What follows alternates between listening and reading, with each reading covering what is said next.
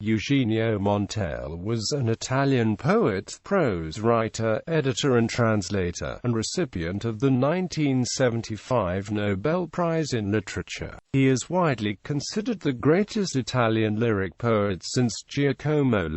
In 1973, he was awarded the Golden Wreath of the Struga Poetry Evenings in Struga, Macedonia. Life and works. Early years. Montale was born in Genoa. His family were chemical products traders. The poet's niece, Bianca Montale, in her Cronaca Familiare of 1986, portrays the family's common characteristics as nervous fragility, shyness, concision in speaking, a tendency to see the worst in every event, a certain sense of humor. Montale was the youngest of 6 sons. He recalled, "We were a large family. My brothers went to the Scania. My only sister had a university education, but I had no such opportunity. In many families the unspoken arrangement existed that the youngest was released from the task of keeping up the family name." In 1915, Montale worked as an accountant but was left free to follow his literary passion, frequenting the city's libraries and attending his sister Mariana's private philosophy lessons. He also studied opera singing with the baritone Ernesto Siveri. Montale was largely self-taught. Growing up, his imagination was caught by several writers, including Dante Alighieri, and by the study of foreign languages, as well as the landscapes of the Levante Liguria, where he spent holidays with his family. During World War I, as a member of the Military Academy of Parma, Montale asked to be sent to the front. After brief war experience as an infantry officer in Vallasa and the Pust Valley, he returned home in 1920. Poetic works. Montale wrote more than 10 anthologies of short lyrics, a journal of poetry translation, plus several books of prose translations, 2 books of literary criticism, and 1 of fantasy prose. Alongside his imaginative work, he was a constant contributor to Italy's most important newspaper, the Corriere della Sera, for which he wrote a huge number of articles on literature, music, and art. He also wrote a foreword to Dante's The Divine Comedy, in which he mentions the credibility of Dante and his insight and unbiased imagination. Montale's work, especially his first poetry collection Ossi di Sapienza, which appeared in 1925, shows him as an anti-fascist who felt detached from contemporary life and found solace and refuge in the solitude of nature. A famous poem of Ossi di Sapienza ends with these 2 verses. The Mediterranean landscape of Montale's native Liguria was a strong presence in these early poems. They gave him a sort of personal seclusion in the face of the depressing events around him. These poems emphasize his personal solitude and empathy with little and insignificant things, or with the horizon, the sea. According to Montale, nature is rough, scanty, dazzling. In a world filled with defeat and despair, nature alone seemed to possess dignity, the same as the reader experiences in reading his poems. Anti-conformism of the new poetry. Montale moved to Florence in 1927 to work as editor for the publisher Bemprad. Florence was the cradle of Italian poetry of that age, with works like the Canti Orfici by Dino Campana and the first lyrics by Ungaretti for the review La Sabae. Other poets like Umberto Saba and Vincenzo Cardrelli had been highly praised. In 1929, Montale was asked to be chairman of the Gabinetto Viusa Library, a post from which he was expelled in 1938 by the fascist government. In the meantime, he collaborated with the magazine Celeria, and frequented the literary café La Jobros on the Piazza Vittoria. Visiting the café often several times a day, he became a central figure among a group of writers there, including Carlo Emilio Gadda, Arturo Loria and Elio Vittorini.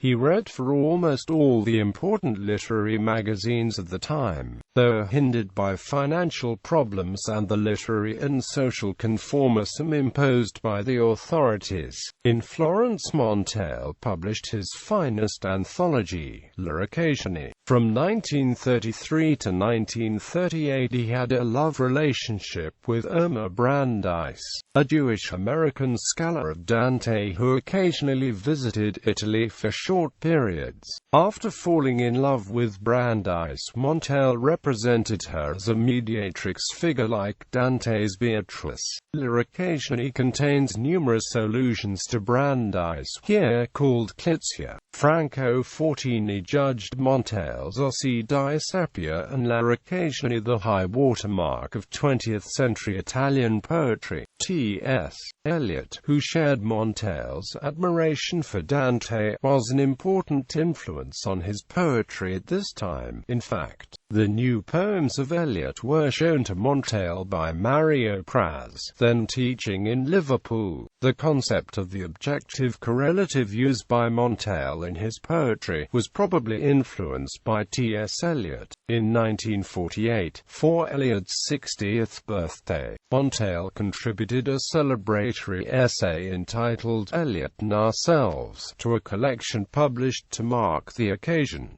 Disharmony with the World. From 1948 to his death, Montale lived in Milan. As a contributor to the Corriere della Sera, he was music editor and also reported from abroad, including Israel, where he went as a reporter to follow Pope Paul VI's visit there. His works as a journalist are collected in Fuori di Casa. La Bufera e Altro was published in 1956 and marks the end of Montale's most acclaimed poetry. Here his figure Clizia is joined by La Volpe, based on the young poet Maria Luisa Spaziani, with whom Montale had an affair during the 1950s. However, this volume also features Clizia, treated in a variety of poems as a kind of bird goddess who defies Hitler. These are some of his greatest poems. His later works Isignia, Satira and Diario del 71 e del 72. Montale's later poetry is wry and ironic, musing on the critical reaction to his earlier work and on the constantly changing world around him. Satira contains a poignant elegy to his wife Drusilla Tanzi. He also wrote a series of poignant poems about Clizia shortly before his death. Montale's fame at that point had extended throughout the world. He had received honorary degrees from the universities of Milan, Cambridge, Rome, and had been named senator for life in the Italian Senate. In 1975 he received the Nobel Prize for Literature. Montale died in Milan in 1981. In 1996, a work appeared called Posthumous Diary that purported to have been compiled by Montale before his death. With the help of the young poet Annalisa Cima, the critic Dante Isella thinks that this work is not authentic. Joseph Brodsky dedicated his essay, In the Shadow of Dante, to Eugenio Montale's lyric poetry. List of works, each year linked to its corresponding in literature or in poetry article. 1925 Ossi di Sapienza, 1st edition, 2nd edition. 1928, with 6 new poems and an introduction by Alfredo Gargiulo, 3rd edition. 1931, Lanciano, Caraba. 1932, Lo Casa di Dogonieri e Alta Poesie, a chapbook of 5 poems published in association with the award of the Premio dell'Antico Fattore to Montale, Florence. The Vallecchi. 1939, Literature.He, Turin, Einaudi. 1943, Finisterre, a chapbook of poetry, smuggled into Switzerland by Gianfranco Contini, Lugano. The Collana di Lugano, 2nd edition, 1945, Florence, Barbera, 1948, Quaderno di Traduzioni, Translations, Milan, Edizioni della Meridiana, 1948, La Fiera Letteraria Poetry Criticism, 1956, La Bufera e Altro, a first edition of 1,000 copies, Venice, Neri Pozza, 2nd, larger edition published in 1957, Milan, Arnaldo Mondadori editor, 1956, Farfalla di Stories, a private edition. 1962, Satira Poetry, published in a private edition, Verona, Officina Bodoni. 1962, Accordi e Pastili, Milan, Sciaguella. 1966, Il Colpevole. 1966, Autodirefio Cute, Cronache in Due Tempi, Cultural Criticism, Milan, Il Seguitore. 1966, Senior Poems in Memory of Mosca, first published in a private edition of 50. 1969, Fuori di Casa, Collected Travel Writing.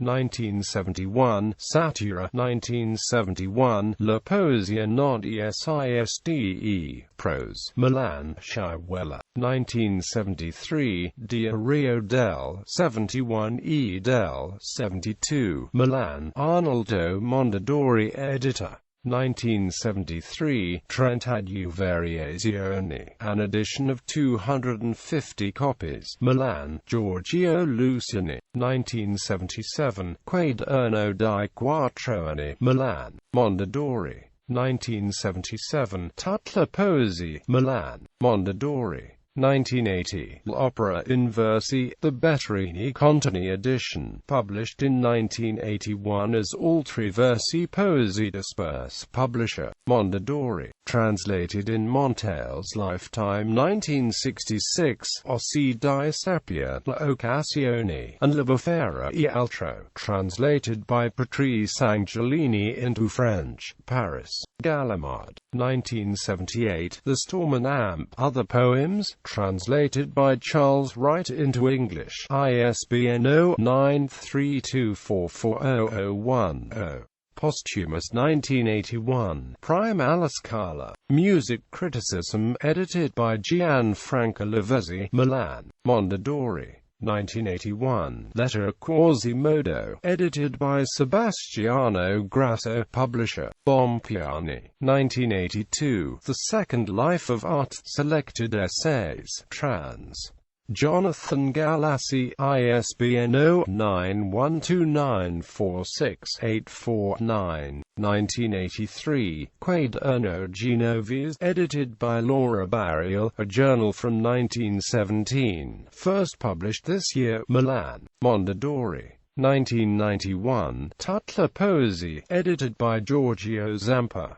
Jonathan Galassi calls this book the most comprehensive edition of Montale's poems. 1996, Diario Postumo, 66 Poesie Alta, edited by Annalisa Cima, Milan, Mondadori. 1996, Il Secondo Mestiere, Art, Musica, Società and Il Secondo Mestiere, Prose, 1929–1979, a two-volume edition including all of Montale's published writings, edited by Giorgio Zampa, Milan, Mondadori. 1999, Collected Poems, trans. Jonathan Galassi. 2004, Selected Poems, trans.